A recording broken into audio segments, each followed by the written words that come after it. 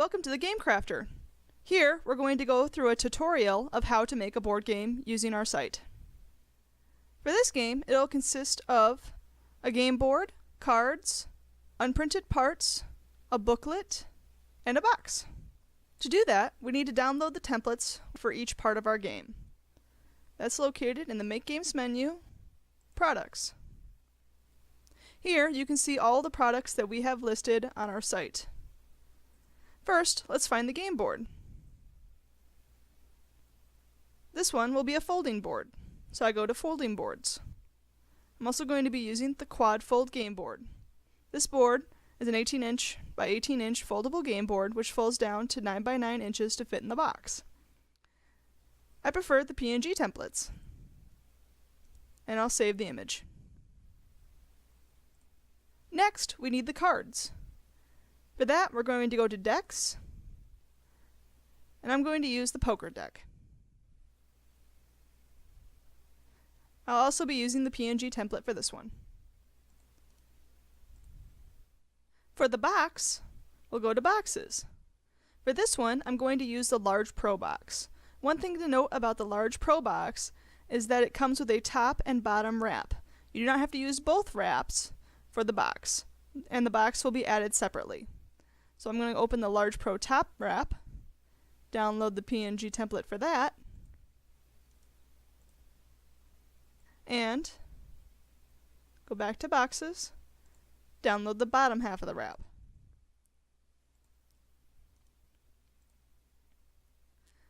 Later, we'll add the Large Pro box in our unprinted parts. You can see the Large Pro box here. The last template we need is for the booklet. To find those, we're going to go to Booklets. Then, for this game, I have chosen the Jumbo booklet. We're going to go to Jumbo Booklet and download the PNG template. Now that we've downloaded the templates, let's create our images. Here, I'm using an image editing program called GIMP. First, we'll make a new image in the size that's required on the stats page of the image you are trying to create. For the board that I'm using, it is 5475 by 5475. It is important to create your images in the pixel size versus the inches that are listed. Often when you create an image in inches, it can make your image 1 or 2 pixels off. You also want to make sure that you have it at 300 dpi. Now, let's bring in the template. We'll open it as a new layer. You can see that the template opened to the correct size of the image that we made.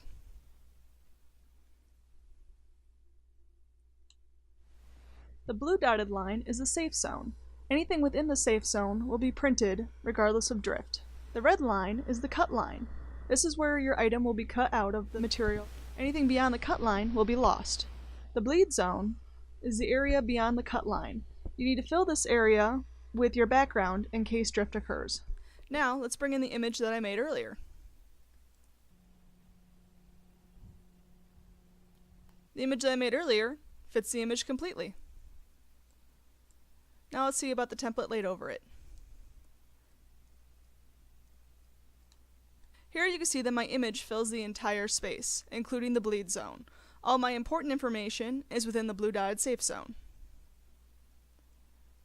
Now we need to remove the template and export the image. You can export your images as either PNGs or JPEGs.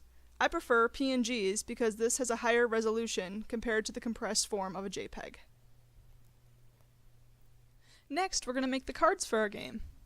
To do that, we're going to open a new file again. Make it the size that's recommended. For this, I'm going to use poker cards, which are 825 by 1125. Double check my DPI and hit OK. Now I'm going to bring in my template.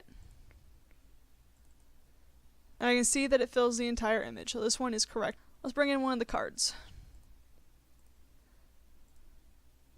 And here you can see one of my cards with the template over top of it.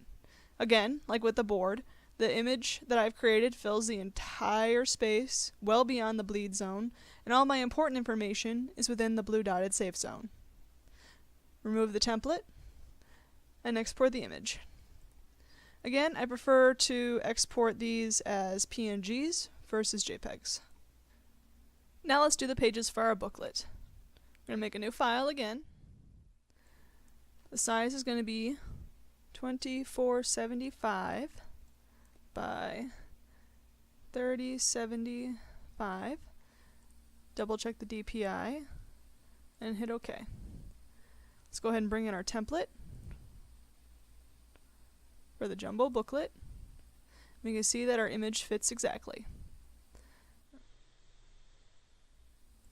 Let's bring in an image that I created earlier.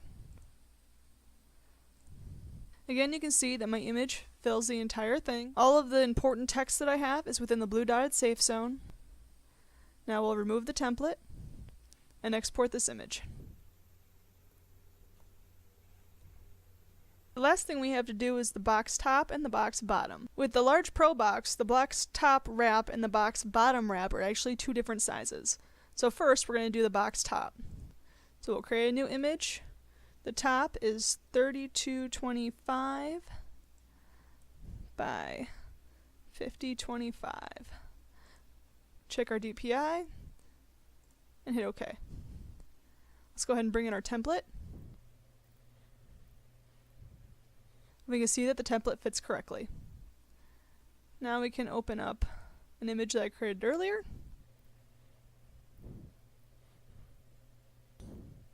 Now as you can see with this image, I have one side facing up and one side facing backwards. This is because with the large Pro box, the sides will wrap around. It's not a full wrap, so two of the sides will be open. On this side and this side, it'll just be the box. But this, when flipped around and put on the box, will be facing upright. I can see that all my important information is within the blue dotted safe zones. And then my image fills the entire area. Remove the template and export. Now we'll make the bottom of the box. We'll create a new image using the pixel size listed in the stats area of this component. For the bottom, it's 3150 by 4950. We're going to check the DPI and we'll be good. Bring in our template. And we can see that our template fits correctly. Go ahead and bring in the image I made earlier.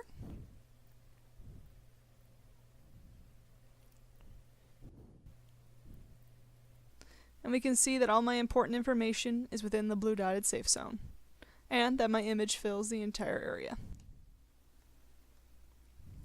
We remove the template, and we're going to export this image.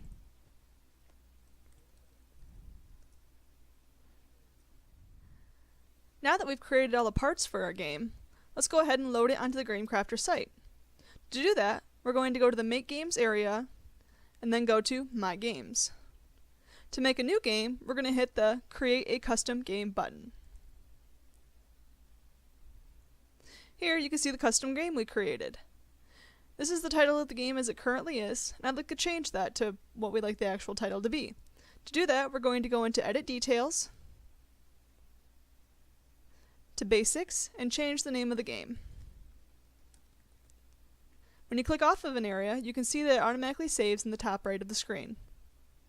Now we're going to go into the regular game and start loading some of our components. Let's start with our board. We picked a folding board earlier. To edit, we're going to go to Edit, select the board that we made, edit again, add a placeholder, and load the face of the board. To do that, we're going to click on this icon.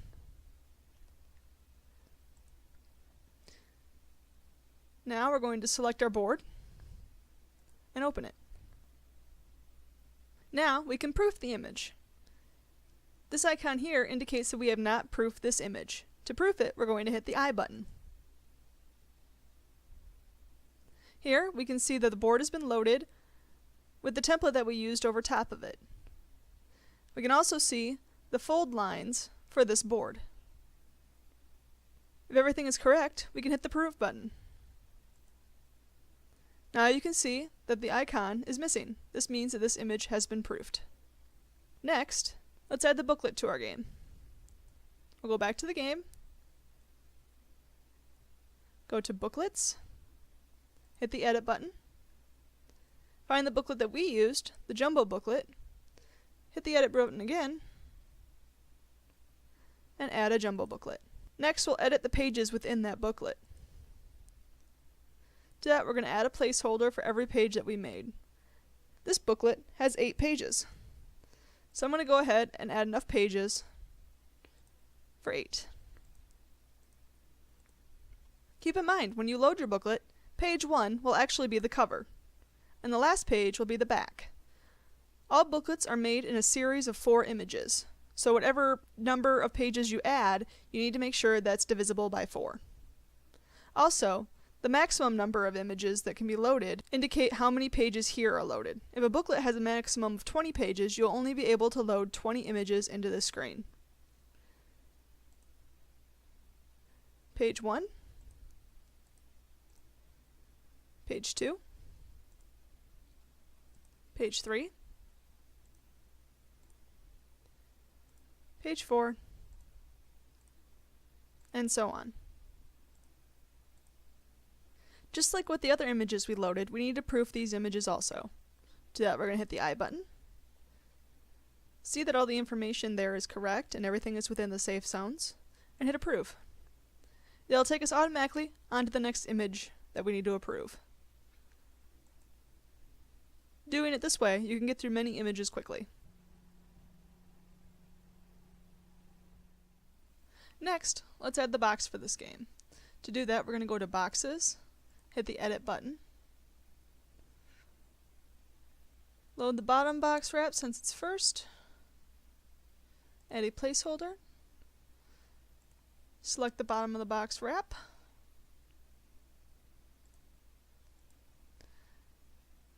and proof the image. Everything looks like it lines up correctly, so I'm going to hit Approve. Now I'm going to go back to Boxes, go to the top wrap, add a placeholder for that, and load the top of the box. Proof the image, and hit Approve. To add unprinted parts, such as dice, tokens, or pawns, we would go into the Dice, Pawns, and Other Unprinted Parts section.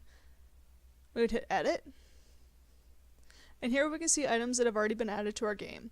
Because we're using the large Pro box, it was automatically added to our game. To search for additional parts to add, we're going to go here. I need several colors of discs to be in my game. I like the green disc, the red disc, the blue disc, and the yellow disc. Now in my game I have more than one of these, so I want to change the quantity of each of these items. I also want to add some winks. Specifically the red ones. And I know that I need 13 of these. Now that we've uploaded our board, our booklet, the large Pro box, top and bottom, we have one last thing to add, which is the cards. To do that, we're going to go to Decks, hit the Edit button, go down to the deck that we have picked, which is the poker deck, hit the Edit button again, and add a placeholder. This is the main deck for the game. This allows me to load a back for all the images in my deck. I created a back earlier, here.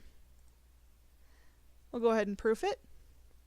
You can see that all my important information is within the safe zone, and my image takes up the entire area. Hit Approve. Now we can go in and add the card faces to this deck. To do that, we're going to hit Edit Cards. And for this one, I'm going to load several files at a time. To do that, I'm going to click this bar here and select several files to upload.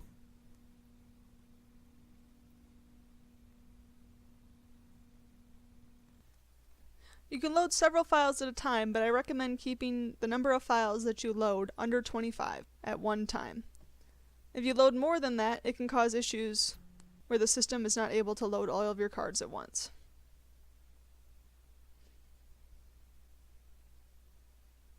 Just like with the rest of our images in our game, we need to proof these images as well.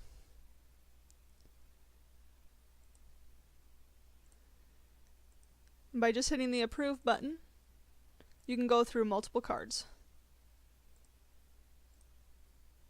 There we can see the proofing's complete.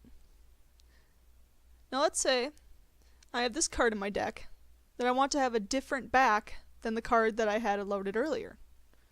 To do that, I can choose the back from a card itself. Upload a new image. Now, when all these cards are printed, this one card will have a different back to it. Now that we've loaded the board, the cards, the booklet, the box top, and the box bottom, along with adding our discs and winks, we're ready to order a copy of this game. To order a copy of your game, you'll click the Add to Cart button. You can then view your cart by hitting the button up here. Here, you can see that we've ordered one copy of our Petals game. If I wanted to order more than one copy of my game, I would change the quantity here. We can also see the estimated ship date when we believe the game crafter will have our game completed, along with the retail price, the price that we'll pay, and the total for our game. We can then proceed to checkout. Here, you can choose from the addresses you've added to your account or add new addresses for your game to be shipped to. We then continue to payment. Here, you can see that you have the option to have expedited production, which will cost 100% of what your game currently is, but this also puts your game at the front of the production line. You can also choose different methods of shipping. You can see if your method of shipping has the ability to be tracked and how many days it should take to get to you. You can then pay by either PayPal or by credit card. And that is how you will get the templates, create the images, upload your images, and order your game using the Game Crafter.